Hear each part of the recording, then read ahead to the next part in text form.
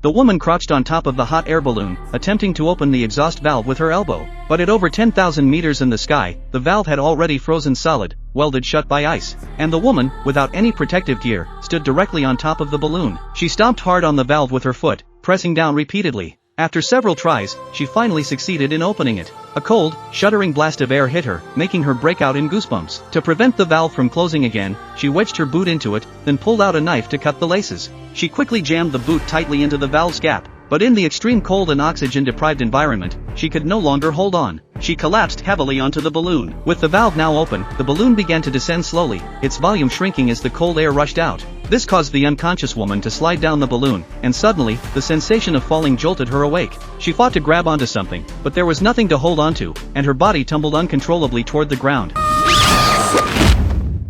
When she opened her eyes again, she found herself hanging upside down at an altitude of 10,000 meters, a rope around her waist saving her life.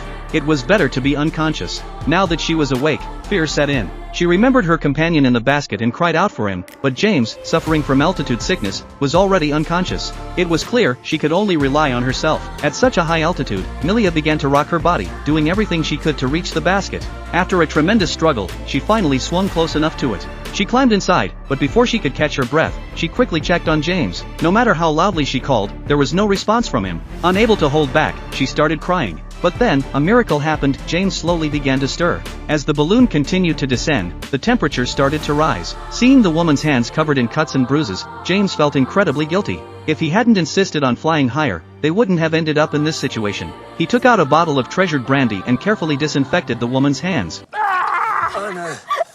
Just then, snowflakes began to fall from the sky. The man quickly grabbed a bottle to collect some, but the woman soon noticed something strange. The snowflakes around them appeared to be frozen in mid-air, which meant their speed matched the fall of the snow. At this rate, they were bound to crash into the ground. The woman hurriedly closed the exhaust valve and began throwing the sandbags and life ropes from the basket. In the critical moment, the man, too, didn't care about the expensive measuring instruments. He threw them all out. But even after emptying the basket, their descent didn't slow down. In a flash of inspiration, the man urged the woman to climb onto the iron ring. He realized that the basket was the heaviest thing. He cut the ropes holding the basket with all his might, and after cutting one side, he quickly moved to the other side. Finally, they managed to throw the basket out. But even with the basket gone, they were still falling at an alarming speed.